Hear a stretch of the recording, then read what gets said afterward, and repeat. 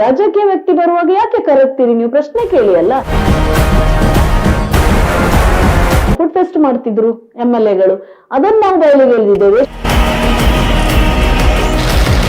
ಅಧಿಕಾರಿಗಳ ಎದುರಾಕೊಂಡಿದ್ರಿ, ರಾಜಕಾರಣಿಗಳ ಎದುರಾಕೊಂಡಿದ್ರಿ, ಭಯನೇ ಇಲ್ವಾ ಅಂತ? ಮತ್ತೆ ಭಯ ಯಾಕೆ? ನನ್ಗೆ ಏನಾಗ್ಬೇಕು ಅದೇ ಆಗುದು. ನಾನು ಮೊದ್ಲಿಂದ ಹೇಳ್ತಾ ಬಂದ್ರು, ನಾನೊಂದು ಹಿಂದೂ ಆಗಿ ಹುಟ್ಟಿದವಳು, ಹೆಮ್ಮೆಯಲ್ಲಿ ಹೇಳುದು. ನನ್ನನ್ನು ಇವತ್ತು ಸೋಷಿಯಲ್ ವರ್ಕರ್ ಅಂತ ಗಟ್ಟಿಯಾಗಿ ನನ್ನನ್ನು ಬೆಳೆಸಿದವರು ಪೊಲೀಸ್ ಡಿಪಾರ್ಟ್ಮೆಂಟ್. ಯಾಕಂದ್ರೆ ಸತ್ಯ ಇದ್ದ ಕಡೆ ದೇವರು ಕೈ ಬಿಡುವುದಿಲ್ಲ.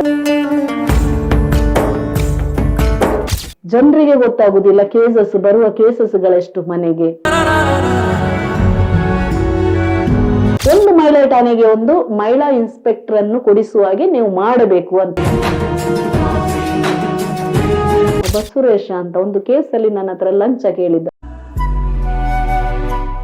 ನನಗೇನಾದ್ರೂ ತೊಂದರೆ ಕೊಟ್ರೆ ಯಾರು ನನಗೆ ಕೇಸ್ ಹಾಕಿದಾಳೆ ಅವಳನ್ನು ನಾನು ತೆಗ್ದೇ ಬಿಡುದು ಅಂತ. ಆ ವಕೀಲರು ನನ್ನನ್ನು ಇವತ್ತು ಸೋಷಿಯಲ್ ವರ್ಕರ್ ಆಗಿ ಮಾಡ್ಲಿಕ್ಕೆ ನನ್ಗೆ ಫಸ್ಟ್ ಸ್ಟೆಪ್ ವಕೀಲರು. ಸೌಜನ್ಯ ಕೇಸಲ್ಲಿ ಅವ್ರು ಇದ್ದಾರ ಬಿಡ್ತಾರ ಅದು ಸೆಕೆಂಡರಿ.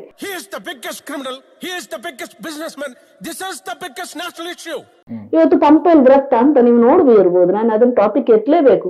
ಕುಣಿತಾ ಇದ್ದಾರಪ್ಪ, ಕಲಶ ಏರಿಸಿಕೊಂಡು ಕುಣಿತಾ ಇದ್ದಾರೆ ಉದ್ಘಾಟನೆ ಮಾಡ್ಕೊಂಡು.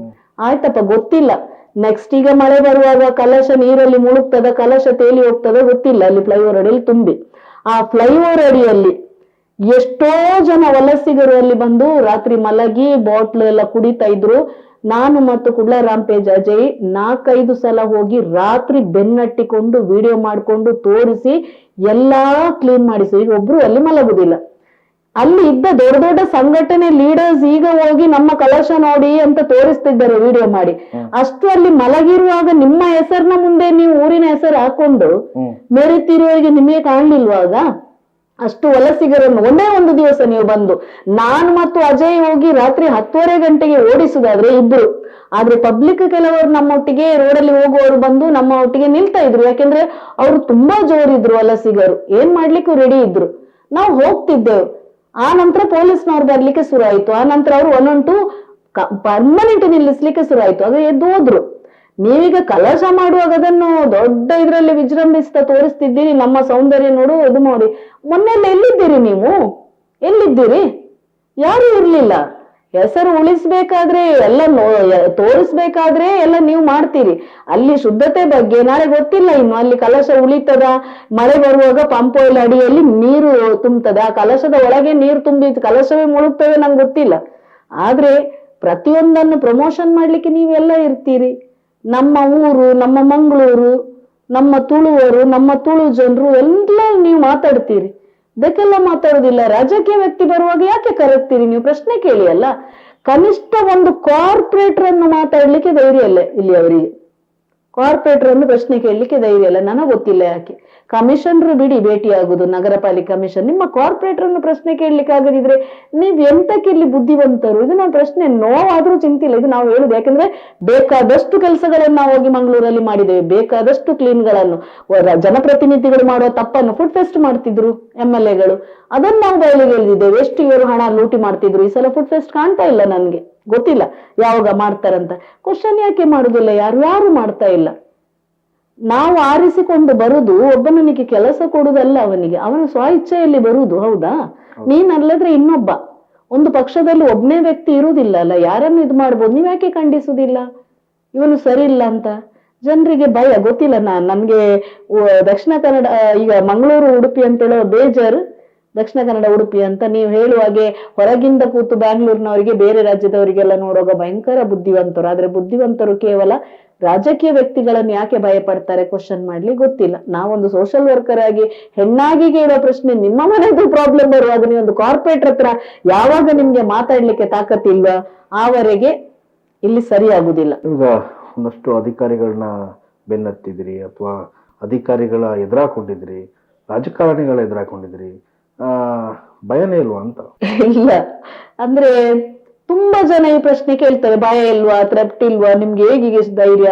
ಆದ್ರೆ ಇತ್ತೀಚಿನ ದಿನಗಳಲ್ಲಿ ಹೋಗುವಾಗ ಮಾರ್ಗದಲ್ಲಿ ಯಾವುದೇ ಧರ್ಮ ಬಿಟ್ಟು, ಹಿಂದೂ ಕ್ರಿಶ್ಚಿಯನ್ ಮುಸ್ಲಿಮರ ಬಿಟ್ಟು ಆ ಪ್ರೇಯರ್ ಮಾಡುದು, ನಮ್ಗೆ ಬ್ಲೆಸ್ಸಿಂಗ್ ಮಾಡುದು ನೋಡುವಾಗ ಉಂಟಲ್ಲ, ಭಾರಿ ಹೆಮ್ಮೆ ಅನ್ನಿಸ್ತದೆ. ನಾವೇನ ಖುಷಿ ಪಡ್ತಿದ್ದೇವೆ ನಾವು ಮಾಡುವ ಕೆಲಸವನ್ನು ಕಿಂಚಿತ್ತಾದ್ರೂ ಜನ ಗಮನಿಸ್ತಾರಂತ, ಯಾಕೆ ಭಯ ಪಡ್ಬೇಕು ಅಂತ ಹೇಳುದು. ನಾನು ಮೊದ್ಲಿಂದ ಹೇಳ್ತಾ ಬಂದ್ರು, ನಾನೊಂದು ಹಿಂದೂ ಆಗಿ ಹುಟ್ಟಿದವಳು, ಹೆಮ್ಮೆಯಲ್ಲಿ ಹೇಳುದು. ನಮ್ಮಲ್ಲಿ ಎಲ್ರು ಹೇಳುದು, ಹುಟ್ಟುವಾಗ ಬ್ರಹ್ಮ ಹಣೆಯಲ್ಲಿ ಬರೆದು ಕಳಿಸ್ತಾನೆ ಅಂತ. ಮತ್ತೆ ಭಯ ಯಾಕೆ? ನನ್ಗೆ ಏನಾಗ್ಬೇಕು ಅದೇ ಆಗುದು, ಬೇರೆ ಏನಾಗ್ಲಿಕ್ಕೆ ಇಲ್ಲ. ಅದ್ರಲ್ಲಿ ಏನಾಗ್ತಾ ಅದನ್ನ ಫೇಸ್ ಮಾಡುದು. ಮೊದ್ಲಿಂದ ಯಾವತ್ತೂ ನಾನು ಸೋಷಿಯಲ್ ವರ್ಕರ್ ಆದದ್ದು, ಯಾರು ನನ್ನನ್ನು ಬೆಳೆಸಿ ಸೋಷಿಯಲ್ ವರ್ಕರ್ ಆದದಲ್ಲ, ಅಥವಾ ಯಾರ ಥಿಯರಿಯಲ್ಲಿ ನಾನು ಹೋಗಿ ಸೇರ್ಕೊಂಡು ಸೋಷಿಯಲ್ ವರ್ಕರ್ ಆಗಿ, ನನ್ನ ಪ್ರಾಕ್ಟಿಕಲ್ ಅನುಭವದಿಂದ, ಆ ಕತೆ ನಿಮ್ಗೆ ನಾನು ಇವತ್ತು ಹೇಳುದಿಲ್ಲ, ಆ ಪ್ರಾಕ್ಟಿಕಲ್ ಅನುಭವದಿಂದ ನಾನು ಸ್ಟೇಷನ್, ಕೋರ್ಟ, ಪ್ರತಿ ಕಡೆಗೆ ಹತ್ತಿದ್ದು ನನ್ನ ಪ್ರಾಕ್ಟಿಕಲ್ ಅನುಭವ. ನನ್ನನ್ನು ಇವತ್ತು ಸೋಷಿಯಲ್ ವರ್ಕರ್ ಅಂತ ಗಟ್ಟಿಯಾಗಿ ನನ್ನನ್ನು ಬೆಳೆಸಿದವರು ಪೊಲೀಸ್ ಡಿಪಾರ್ಟ್ಮೆಂಟ್. ಇವತ್ತು ನಾನು ಸಲ್ಯೂಟ್ ಕೊಡ್ತೇನೆ ಆ ಪೊಲೀಸ್ ಡಿಪಾರ್ಟ್ಮೆಂಟ್. ಮೊದಲನ ಪೊಲೀಸ್ನವರ ಆ ಯೂನಿಫಾರ್ಮ್ ನೋಡುವಾಗ ನನಗೆ, ಕಾಕಿ ನೋಡುವಾಗ ಕೋಪ ಬರ್ತಿತ್ತು ನನ್ಗೆ, ಅಷ್ಟು ಹಿಂಸೆ ಇತ್ತು ಆ ಟೈಮಿನ ಪೊಲೀಸ್ನವರು. ಈಗಿನವರಿಗೆ ತುಂಬಾ ವ್ಯತ್ಯಾಸ ಉಂಟು. ಈಗ ಎಲ್ಲರೂ ಸ್ನೇಹಮಯ, ಈಗ ಎಲ್ಲರೂ ಜನ, ಆಗ ಫೋನ್ ಇರ್ಲಿಲ್ಲ, ಸೋಷಿಯಲ್ ಮೀಡಿಯಾ ಇರ್ಲಿಲ್ಲ, ಏನಿಲ್ಲ ಫೇಸ್ ಮಾಡ್ಬೇಕು. ಈಗ ಒಂದಾದ್ರೆ ಎಲ್ಲ ಡೈರೆಕ್ಟ್. ಆದ್ರೆ ನಾನ್ ಹೇಳ್ತೇನೆ, ನನ್ನನ್ನು ಒಂದು ಸೋಷಿಯಲ್ ವರ್ಕರ್ ಮಾಡಿದ್ದು ಪೊಲೀಸ್ ಇಲಾಖೆ. ಅದೇ ಪೊಲೀಸ್ ಇಲಾಖೆಯಿಂದ, ಅವರೇ ವೇದಿಕೆಯಿಂದ ನಾನು ಇವತ್ತು ಗೌರವ ಪಡ್ಕೊಳ್ತಿದ್ದೇನೆ. ಇದು ನಾನು ಎಲ್ಲರ ಹತ್ರ ಹೇಳೋದು. ಎಲ್ಲಿ ನಮ್ಗೆ ಇನ್ಸಲ್ಟ್ ಆಗ್ತದೆ ಭಯ ಪಡ್ಬೇಡಿ. ತುಂಬಾ ಜನ ಹೇಳ್ತಿದ್ರು ಪೊಲೀಸ್ ಇಲಾಖೆಗೆ ಅಕ್ಕ ಎದುರು ಹೋಗ್ಬೇಡಿ, ಅವರು ಕೇಸ್ ಹಾಕ್ತಾರೆ ಮತ್ತೆ ಮುಂದೆ. ನನಗೂ ಒಬ್ಬ SI ಹೇಳಿದ್ದಾನೆ, ನನ್ನ ಕೈಯಲ್ಲಿ ಪೆನ್ ಉಂಟಂತ. ಆಯ್ತಪ್ಪ, ನಿನ್ ಪೆನ್ನಲ್ಲಿ ಮಾಡ್ಕೊಂಡ್ಲ. ನಾನು ಈಗ ಅಲ್ಲ, ನನ್ನ ಮಗ 2ನೇ ಕ್ಲಾಸ್ ಅಲ್ಲಿ ಇರುವಾಗ್ಲೇ ನಾನು ಇಲಾಖೆಯಲ್ಲಿ ಫೈಟ್ ಮಾಡ್ಕೊಂಡೆ ಸೋಷಿಯಲ್ ವರ್ಕರ್ ಆದು. ಅದೇ ಡಿಪಾರ್ಟ್ಮೆಂಟ್ ನನ್ಗೆ ಈಗ ಗೌರವ ಕೊಡ್ತದೆ. ನಾನು ಎಲ್ಲಿ ಇದಾಗ್ಲಿಲ್ಲ, ಯಾಕೆಂದ್ರೆ ಸತ್ಯ ಇದ್ದ ಕಡೆ ದೇವರು ಕೈ ಬಿಡುದಿಲ್ಲ. ಧರ್ಮದಲ್ಲೇ ನಡೆದಿದ್ದೇನೆ, ಸತ್ಯದಲ್ಲೇ ನಡೆದಿದ್ದೇನೆ. ಹಾಗಾಗಿ ನನ್ಗೆ ಈಗ ಅದೇ ಹೇಳುದಲ್ಲ, ನಾವು ಪಡ್ಕೊಂಡು ಬರ್ಬೇಕು ವಿನಾ ಒಬ್ರು ಮಾಡ್ತಾರೆ, ಒಬ್ರು ನಮ್ಮೊಟ್ಟಿಗೆ ಇದ್ದಾರೆ ಇಲ್ಲ. ಎಲ್ರು ಕೇಳ್ತಾರೆ, ನೀವು ಒಬ್ರು ಇಂಡಿಪೆಂಡೆಂಟ್ ಆಗಿ ಮಾಡ್ತೀರಿ, ನೀವೊಂದು ಟೀಮ್ ಮಾಡಿ, NGO ಮಾಡಿ, ನಾವು ಬರ್ತೇವೆ. ಬೇಡ, ಧಾರಾಳ, ನಾನು ಸಾಕು, ನಾನು ಒಬ್ಬಳೇ ಮಾಡ್ತೇನೆ. ಆ ಫೇಸ್ ಮಾಡೋ ಧೈರ್ಯ ಉಂಟು, ತಾಕತ್ತುಂಟು, ಮಾಡ್ತೇನೆ. ನಾಳೆ ಎಲ್ಲ ಮಾಡಿಕೊಂಡು ನನ್ನ ಅಲ್ಲಿ ಹೆಸರು ಹಾಳಾಗುದು, ಯಾರ ಅದನ್ನು ದುರುಪಯೋಗ ಮಾಡುದು. ನಾವೇನು ಅಪೇಕ್ಷೆ ಇಲ್ಲದೆ ಕೆಲಸ ಮಾಡ್ತೇವೆ, ಯಾರ ನಮ್ಮ ಹೆಸರನ್ನು ಕೊಂಡೋಗಿ ಅಪೇಕ್ಷೆ ಇಟ್ಕೊಂಡು ಅಲ್ಲಿ ದುರುಪಯೋಗ ಮಾಡುದು ಬೇಡ ಅಂತ. ಇಲ್ಲದಿದ್ರೆ ನನಗೂ ಬೇರೆಯವರಾಗಿ ಒಂದು NGO ಮಾಡ್ಕೊಂಡು ಏನೆಲ್ಲ ಮಾಡ್ಕೊಂಡು ಮಾಡ್ಬೋದಿತ್ತು. ಬೇಡ ಅಂತ ಅನ್ನಿಸ್ದೆ. ಹ್ಯಾಪಿಯೆಸ್ಟ್ ಪರ್ಸನ್ ನಾನು. ಬೇಕಿದ್ರೆ ನಾನು ಸೋಷಿಯಲ್ ವರ್ಕ್ ಮಾಡ್ಬೋದು, ಇಲ್ಲಾದ್ರೆ ಕೂತ್ಕೊಳ್ಬಹುದು. ಜನರಿಗೆ ಗೊತ್ತಾಗುದಿಲ್ಲ ಕೇಸಸ್, ಬರುವ ಕೇಸಸ್ಗಳೆಷ್ಟು ಮನೆಗೆ. ಫ್ಯಾಮಿಲಿ ಕೇಸಸ್ ಆಗ್ಲಿ, ವೈಯಕ್ತಿಕ ಕೇಸ್ ಆಗ್ಲಿ, ಗಂಡ ಹೆಂಡತಿ ಕೇಸ್ ಆಗ್ಲಿ, ಸಾಮಾಜಿಕವಾಗ್ಲಿ, ರಾಜಕೀಯವಾಗ್ಲಿ, ಇಲಾಖೆದಾಗ್ಲಿ, ಪೊಲೀಸ್ ಇಲಾಖೆದೇ ಆಗ್ಲಿ. ಪೊಲೀಸರು ಕೇಳಿದ್ರು, ನನ್ನ ಕಮಿಷನರು ಕೇಳಿದ್ರು ಹೇಳುದು, ನಿಮ್ಮ ಪೊಲೀಸ್ ಇಲಾಖೆದ ಕೇಸ್ ಆಗ್ಲಿ, ನಿಮ್ಮ SI ಅವರಾಗ್ಲಿ, ಫಸ್ಟ್ ನಾನು ಮೊದ್ಲು ಹೇಳ್ತಿದ್ದೆ, ನಿಮ್ಮ ಪೊಲೀಸ್ ಸ್ಟೇಷನ್ ಹೆಣ್ಮಕ್ಕಳಿಗೆ ಫಸ್ಟ್ ನೋಡ್ಕೊಳ್ಳಿ, ಮತ್ತೆ ಹೊರಗಿನವರಿಗೆ. ನಿಮ್ಮ ಇಲಾಖೆ ಲೇಡಿ ಪೊಲೀಸ್ನವರನ್ನು ಫಸ್ಟ್ ನೀವು ನೋಡ್ಕೊಡ್ಲಿ, ಅವ್ರಿಗೇನ್ ನೀವು ಮಾಡ್ತಿದ್ದೀರಿ ನೋಡಿ. ಈಗ ಸಹ ನಮ್ಮ ದುರ್ದೈವ, ನೀವು ಹೇಳ್ಬೇಕು, ಒಂದು ಮಹಿಳಾ ಪೊಲೀಸ್ ಠಾಣೆ ಉಂಟು ನಮ್ಗೆ ಇಲ್ಲಿ ಪಾಂಡೇಶ್ವರದಲ್ಲಿ. ಇದುವರೆ ಅಲ್ಲಿ ಮಹಿಳಾ ಇನ್ಸ್ಪೆಕ್ಟರ್ ಅನ್ನು ತರ್ಲಿಕ್ಕೆ ಆಗ್ಲಿಲ್ಲ. ಈಗಿನ ಕಮಿಷನರು ತುಂಬಾ ಒಳ್ಳೆ ಉಂಟಂತೇಳಿ ಇದುವರೆಗೆ ನಾನು ಭೇಟಿ ಆಗ್ಲಿಲ್ಲ. ಯಾಕಂದ್ರೆ ಭೇಟಿ ಆಗೋ ಪ್ರಮೇಯ ನಂಗೆ ಬರ್ಲಿಲ್ಲ. ಒಳ್ಳೆ ಕೆಲಸ ಮಾಡ್ತಾ ಇದ್ರು. ಇಲ್ಲದ ನಾವು ಎಲ್ಲಾ ಕಡೆ ನಾವು ದಾಳಿಗೆ ಹೋಗ್ತಿದ್ದೆವು, ದಾಳಿನೂ ಮಾಡಿದ್ದೆವು, ಮಡ್ಕ ದಾಳಿನೂ ಮಾಡಿದ್ದೇವೆ. ಏನೆಲ್ಲ ಕೇಸ್ ಹಾಕ್ಲಿಕ್ಕೂ ನೋಡಿದ್ರು ನಮ್ಮ ಮೇಲೆ ಸ್ಟೇಷನ್ ಅವ್ರು, ಏನಾಗ್ಲಿಲ್ಲ. ಈಗ ನಮ್ಗೆ ಮಾಡೋ ಅವಶ್ಯಕತೆ ಇಲ್ಲ. ಕಮಿಷನರೆಲ್ಲ ದಂಧ ನಿಲ್ಲಿಸಿದ್ದಾರೆ ಮಂಗಳೂರಲ್ಲಿ. ಆದ್ರೆ ಒಳ್ಳೆ ಮಾಡ್ತಾರಂತ. ಆದ್ರೆ ಮೊನ್ನೆ ನಂಗೆ ಕೆಲವರು ಹೇಳಿದ್ರು, NGOದವರು, ಪ್ರಸನ್ನಕ್ಕ, ನಾವು ಹೇಳಿದ್ರೆ ಕೇಳ್ತಾ ಇಲ್ಲ, ಒಂದು ಮಹಿಳಾ ಠಾಣೆಗೆ ಒಂದು ಮಹಿಳಾ ಇನ್ಸ್ಪೆಕ್ಟರ್ ಅನ್ನು ಕೊಡಿಸುವಾಗೆ ನೀವು ಮಾಡಬೇಕು ಅಂತ. ಆಯ್ತಪ್ಪ, ನಾನು ಮಾಡ್ತೇನೆ. ಸತ್ಯ, ಮಹಿಳಾ ಠಾಣೆ 8 ಗಂಟೆಯಾಗಿ STD ಬೂತ್ನಾಗೆ ಬಂದ್ ಆಗ್ತದೆ, ನನಗೆ ಗೊತ್ತಿಲ್ಲ ಇಲ್ಲಿದ್ದು ಪಾಂಡೇಶ್ವರದ್ದು. ಆನಂತರ ಇನ್ಸ್ಪೆಕ್ಟರ್ ಇಲ್ಲ. ನಾವು ಒಂದು ಸಲ ಹೋಗಿ ಬೆನ್ನು ಹಟ್ಟಿದ್ದೇವೆ ಅಲ್ಲಿ. ಮತ್ತೆ ರಘು ಇನ್ಸ್ಪೆಕ್ಟರ್ ಇದ್ರು ಪಾಂಡೇಶ್ವರದಲ್ಲಿ, ಒಳ್ಳೆ ಕೆಲಸ ಮಾಡಿದ್ರು. ಅವರಿಗೆ ಅದು ಚಾರ್ಜ್. ಯಾಕೆ ಅಲ್ಲಿ ಲೇಡಿ ಇನ್ಸ್ಪೆಕ್ಟರ್ ಅನ್ನ ಹಾಕ್ತಾರೆ ಅಂತ, ಹಾಕುದಿಲ್ಲ ಅಂತ ನನಗೂ ಗೊತ್ತಿಲ್ಲ. ಅವ್ರು ಮೊನ್ನೆ ಹೇಳುವಾಗ ನನಗೂ ಸತ್ಯನ ಅನ್ನಿಸ್ತು. ಲೇಡೀಸ್ಗಳಿಗೆ ಲೇಡಿ ಇನ್ಸ್ಪೆಕ್ಟರ್ ಬೇಕು, ಬೇರೆ ಠಾಣೆಯಲ್ಲೆಲ್ಲ ಕೊಡ್ತಾರೆ, ಇಲ್ಲಿ ಯಾಕಿಲ್ಲ ಅಂತ. ನಿಮ್ಮ ಹೋರಾಟದ ಅವಧಿಯಲ್ಲಿ ಮೇಡಮ್, ಮೊದಲು ನಿಮ್ಮ ಮೇಲೆ ಕಂಪ್ಲೇಂಟ್ ಅಥವಾ ನಿಮ್ಮ ಮೇಲೆ ಕೇಸ್ ಬಿದ್ದಿದೆ ಯಾವಾಗ?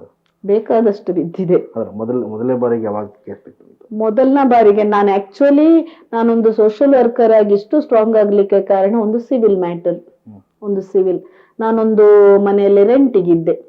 ಆ ರೆಂಟ್ಗೆ ಇದ್ದು ತುಂಬಾ ಟಾರ್ಚರ್ ಆಗಿ ನಾನು ಮನೆ ಬಿಟ್ಟು ಹೋದ ನಂತರ ಸಹ ಸಿವಿಲ್ ವ್ಯಾಜ್ಯ ಇತ್ತು. ಆ ಸಿವಿಲ್ ಅನ್ನು ಕ್ರಿಮಿನಲ್ ಮಾಡ್ಲಿಕ್ಕೆ ಹೊರಟಿಸಿದೆ. ಈಗ ಉರ್ವ ಸ್ಟೇಷನ್ ಇರುವುದು ಇಲ್ಲಿ ಉರ್ವ ಮೊದ್ಲು ಇತ್ತು ಉರ್ವ ಸ್ಟೇಷನ್ ಜೂರಿಸ್ಡಿಕ್ಷನ್ ನಮ್ಗೆ ಇದು ಮಾರಿಗುಡಿ ದೇವಸ್ಥಾನದ ಹತ್ರ. ಆಗ ಒಬ್ಬ ಅಲ್ಲಿದ್ದು ರೈಟ್ರು, ಈಗ ರಿಟೈರ್ಡ್ ಆಯ್ತಾ ಗೊತ್ತಿಲ್ಲ, ಒಬ್ಬ ಸುರೇಶ ಅಂತ, ಒಂದು ಕೇಸಲ್ಲಿ ನನ್ನ ಹತ್ರ ಲಂಚ ಕೇಳಿದ್ದ. ಅದನ್ನ ನನ್ ಕೊಡ್ಲಿಲ್ಲ, ಸಿವಿಲ್ ಕೇಸ್, ಅದು ಕ್ರಿಮಿನಲ್ಗೆ ಟರ್ನ್ ಆಯ್ತು. ಆ ಹೆಂಗಸು ಸ್ವಲ್ಪ ಒಂಥರ ಇನ್ಫ್ಲುಯೆನ್ಸ್ ಮಾಡ್ಕೊಂಡು ಇದು ಮಾಡಿತ್ತು. ಆಗ ನನ್ನ ಮಗು LKG UKG ಅಲ್ಲಿ ನಾನು ಆ ಮನೆ ಬಿಟ್ಟು ಬೇರೆ ಕೂತಿದ್ದೆ.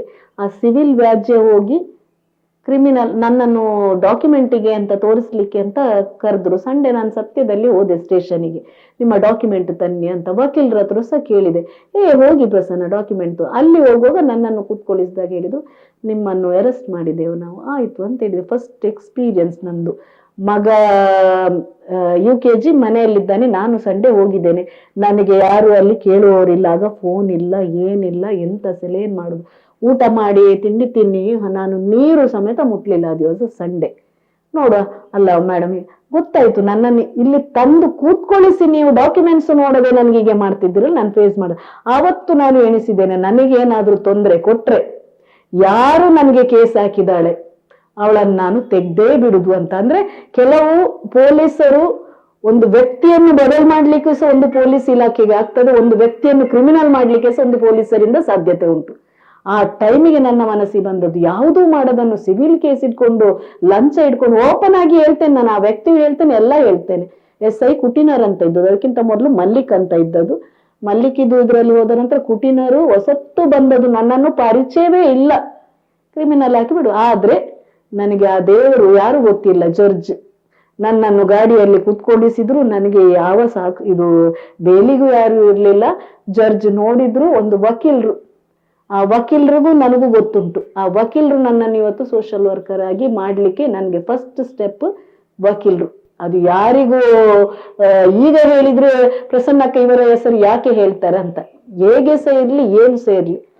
ನಿಮಗೆ ವೈಯಕ್ತಿಕವಾಗಿ ತೊಂದರೆಗೆ ಒಳಪಟ್ಟಾಗ, ಅಧಿಕಾರಿಗಳ ದುರ್ವರ್ತನೆ ಕಂಡಾಗ ನಿಮಗೆ ಅವಾಗ್ಲೇ ಅನ್ಸ್ಬಿಡ್ತೆ ನಿಮಗೆ? ಆವಾಗ್ಲೇ ನಾನು ಎಣಿಸಿದೆ, ಹೀಗೆ ಸಹ ಉಂಟಲ್ಲ ಸ್ಟೇಷನ್ ಅಲ್ಲಿ, ಎಷ್ಟು ಜನಕ್ಕೆ ಆಗ್ಬೋದು ಹೀಗೆ ಸಹ. ಹಾಗೆ ನನ್ಗೆ ಜಡ್ಜ್ ಅಲ್ಲಿ ಒಂದೇ ಕೇಳಿದ್ದು, ನಿಮ್ಗೆ ಏನಾದ್ರೂ ಅವರು ಅಲ್ಲಿ ತೊಂದರೆ ಕೊಟ್ಟಿದ್ದಾರೆ? ನಾನು ನೀರು ಮುಟ್ಟಿಲ್ಲ ಸ್ಟೇಷನ್ ಅಲ್ಲಿ, ಇಲ್ಲ ಅಂತ.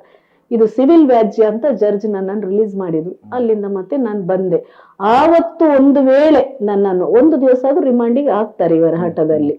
ಆ ನಂತರ ನಾನು ಆ SIಗೆ ನಾನು ಕೇಸ್ ಮಾಡಿದೆ. ಎಲ್ರು ಹೇಳಿದ್ರು ಮಾಡಬೇಡ, ಮಾಡಿದ್ರೆ ಅವರು ಬೇರೆ ಕೇಸಲ್ಲಿ ಸಿಕ್ಕಿಸ್ತಾರೆ.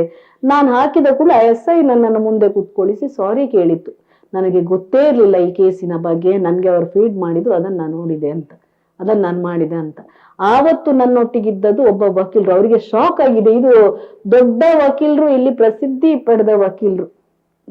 ನನ್ಗೆ ಆಗ ಇದು, ಈಗ ಸಹ ನಾನು ಅವ್ರಿಗೆ ಗೌರವ ಕೊಡ್ತೇನೆ. ಸೌಜನ್ಯ ಕೇಸಲ್ಲಿ ಅವ್ರು ಇದ್ದಾರಾ ಬಿಡ್ತಾರ ಅದು ಸೆಕೆಂಡರಿ. ನನಗೆ ಅವರು ಮೇನ್ ಸಪೋರ್ಟ್ ಮಾಡಿದವರು ಆ ವಕೀಲರು. ನನಗೆ ಪ್ರತಿಯೊಂದು ಆ ಸಿವಿಲ್ ಕೇಸಲ್ಲಿ ಶಾಕ್ ಹೊಡೆದು ಆ ನಂತರ ನಾನು ಆಯ್ತು ಹೀಗೆ ಸ್ಟೇಷನ್ ಅಂತ.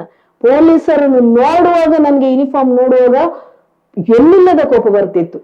ಅದೇ ಸ್ಟೇಷನ್ ಅವರು ಕಾವೂರು ಪೊಲೀಸ್ ಸ್ಟೇಷನ್ಗೆ ಟ್ರಾನ್ಸ್ಫರ್ ಆಗಿ ಬಂದಾಗ ಇಲ್ಲಿ ಒಬ್ರು SI ಇದ್ರು, ಉಮೇಶರು. ಈಗ ಅವರು ಬರ್ಕೆಯಲ್ಲಿ ಇನ್ಸ್ಪೆಕ್ಟರ್ ಆಗಿದ್ದಾರೆ. ಪ್ರಸನ್ನಕ್ಕ ನನ್ನನ್ನು ಕಳಿಸಿಕೊಡ್ತಾ ಇದ್ದಾರೆ, ಬಂದು ನೀವು ಮಾತಾಡ್ಬೇಕು. ವೇದಿಕೆಯಲ್ಲಿ ನಿಂತು ಮಾತಾಡಿದವಳೆಲ್ಲರನ್ನು ತೋರಿಸಿ, ಅದೇ ಸ್ಟೇಷನ್ ನ ಕೆಲವರು ತುಂಬಾ ಜನ ಇದ್ರು ಇಲ್ಲಿ. ನೀವು ನನ್ನನ್ನು ಸೋಷಿಯಲ್ ವರ್ಕರ್ ಆಗಿ ಮಾಡಿದ್ದು, ಆದ್ರೆ ಬಾಕಿ ಹುಡುಗರಿಗೆ ಮಾಡಬೇಡಿ, ಒಂದು ಲ್ಯಾಂಗ್ವೇಜ್ ಸರಿ ಮಾಡಿ, ಒಂದು ಸ್ಟೇಷನ್ ಬರುವಾಗ ವೆಲ್ಕಮ್ ಮಾಡುವಂತ. ಆ ನಂತರ ಪ್ರತಿ ಸ್ಟೇಷನ್ ಅಲ್ಲಿ ಸ್ವಾಗತಕಾರಣಿ ಅಂತ ಒಂದು ಕೌಂಟರ್ ಬಂತು, ಇಲ್ಲದ್ರೆ ಇರ್ಲಿಲ್ಲ. ಬಂದು ಒಕ್ಕಿದ ಕೂಡ ಏನೋ ಹೀಗೆ ಇತ್ತು ವರ್ತನೆ. ಈಗ ಇಲ್ಲ, ತುಂಬಾ ಬದಲಾಗಿದೆ. ಈಗ ಎಲ್ರೂ ನನ್ಗೆ ಆತ್ಮೀಯರು. ಆದ್ರೆ ನಾನು ಆವತ್ತು ಮಾಡದಿದ್ರೆ, ಜನರದ್ದು ಮಾತು ಕೇಳಿ ಹೋಗ್ಬೇಡಿ, ಸ್ಟೇಷನ್ ಬಗ್ಗೆ ಹಿಂದೆ ಹೋಗ್ಬೇಡಿ, ಪೊಲೀಸರ ವಿರೋಧ ಹೋಗ್ಬೇಡಿ, ಎಲ್ಲ ಹುಡುಗರಿಗೆ ಹಾಗೆ ಮಾಡುದಲ್ಲ, ಒಂದು ವಿರೋಧ ಕಟ್ಟಿದ್ರೆ ಒಂದು ಕೇಸ್ ಮತ್ತೆ ಇಲ್ಲ. ಆ ಎಕ್ಸ್ಪೀರಿಯನ್ಸ್. ಆದ್ರೆ ಇವತ್ತು ನಾನು ಯಾರು ನನ್ಗೆ ಆ ಸಿವಿಲ್ ಕೇಸಿಗೆ ನಂಗೆ ತೊಂದರೆ ಕೊಟ್ಲು, ಅವಳಿಗೆ ನಾನು ಸಲ್ಯೂಟ್ ಕೊಡ್ತಿದ್ದೇನೆ. ಯಾಕೆಂದ್ರೆ ಅವಳಿಂದಾಗಿ ನಾನು ಬಂದೆ. ನನ್ಗೆ ಆ ರೀತಿ ಟಾರ್ಚರ್ ಕೊಡದಿದ್ರೆ ನಾನು ಸ್ಟ್ರಾಂಗ್ ಆಗ್ತಾನೂ ಇರ್ಲಿಲ್ಲ. ಆ ಪೊಲೀಸರು ನಂಗೆ ಆಗ ಮಾಡಿದ್ರೆ ನಾನು ಸ್ಟ್ರಾಂಗ್ ಆಗ್ತಾನೆ ಇಲ್ಲ. ಆಗ ನಾನು ಎಣಿಸಿದೆ, ಇನ್ನು ಯಾರಿಗೂ ಇಂಥ ಒಂದು ತೊಂದರೆ ಆಗ್ಬಾರ್ದು. ಈಗ ಯಾವುದೇ ಕೇಸ್ ಇರ್ಲಿ, 12 ಗಂಟೆ ಇರ್ಲಿ, ಹುಡುಗ ಹುಡುಗಿ ಅಂತ ನೋಡುದಿಲ್ಲ, ಸತ್ಯ ಇದ್ದ ಕಡೆ ಹೋಗ್ತೇನೆ. ಯಾವ ಸ್ಟೇಷನ್ ಆಗಿ ಹೋಗ್ತೇನೆ, ಯಾವ ಕಮಿಷನರ್ ಆದ್ರೂ ಹೋಗ್ತೇನೆ, ಎಲ್ಲಿ ಆದ್ರೂ ನಾನು ಹೋಗಿ ಮಾಡ್ತೇನೆ. ಪ್ರತಿಯೊಬ್ರು ಹೇಳ್ತಾರೆ ಅವರು ಭಯಂಕರ ಸ್ಟ್ರಾಂಗ್. ಎಲ್ಲರೂ ಎಂತ, ಎಲ್ಲರಿಗೆ ನೀವು ಬೂಸ್ಟ್ ಮಾಡಿ ವೇದಿಕೆ ಕೊಟ್ಟು ನೀವು ಸ್ಥಾನ ಕೊಟ್ಟು, ನಂದು ಹಾಗೆಲ್ಲ. ಪ್ರತಿಯೊಬ್ಬರ ಹತ್ರ ನಾನು ಹೇಳ್ತೇನೆ, ನೀವು ಹೀಗೆ ನನ್ನನ್ನು ನೀವು ಹಾಗೆ ಥಿಂಕ್ ಮಾಡಬೇಡಿ, ನನ್ನನ್ನು ಯಾರು ಪುಷ್ ಮಾಡಿಕೊಂಡೋದಲ್ಲ, ಯಾರು ನನ್ನ ಎಕ್ಸ್ಪೀರಿಯನ್ಸ್ ಇಂದ. ಕೆಲವರು ಹೇಳಿ ಇವ್ರಿಗೆ ಯಾಕೆಪ್ಪ ಹೀಗೆ ಧೈರ್ಯ ಅಲ್ಲ. ನಮ್ಮ ಲೈಫಲ್ಲಿ ಯಾವ್ದ ಘಟನೆಗಳು ನಮ್ಗೆ ಆ ಎಕ್ಸ್ಪೀರಿಯನ್ಸ್ ತರ್ತದೆ, ಇಲ್ಲದ್ರೆ ಆಗುದಿಲ್ಲ ಅದು. ನನ್ಗೆ ಅದು ಒಳ್ಳೆ ಎಕ್ಸ್ಪೀರಿಯನ್ಸ್. ಹಾಗಾಗಿ ನನ್ಗೆ ಈಗ ಯಾವ್ದಕ್ಕೂ ಭಯ ಇಲ್ಲ, ಕಾನೂನಾತ್ಮಕವಾಗಿ ನಾನು ಹೋಗ್ತೇನೆ, ಯಾರಿಗೂ ಪ್ರಾಬ್ಲಮ್ ಇದ್ರೆ ಹೋಗ್ತೇನೆ.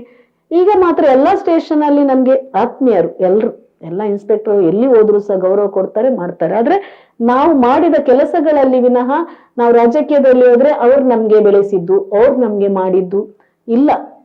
ಈಗಿನವರನ್ನು ಎಲ್ಲರೂ ಲೀಡರ್ ಮಾಡ್ತಾರೆ. ಈಗಿನವರು ಒಂದು ಕಾರ್ಪೊರೇಷನ್ ಅಲ್ಲಿ ಒಂದು ಮೆಂಬರ್ ಆದವರು ನೇರ ಈಗ ರಾಜ್ಯ ಮಟ್ಟಕ್ಕೆ ಹೋದ ಹುಡುಗಿಯರು ಸಹ ಇದ್ದಾರೆ. ಈಗ ರಾಜ್ಯ ಮಟ್ಟಕ್ಕೆ ಹೋದವರು ಬೆಳೆಸುವ ವ್ಯಕ್ತಿಗಳು, ಸಪೋರ್ಟ್ ಮಾಡೋರು ಬೇರೆ ಇರ್ತಾರೆ.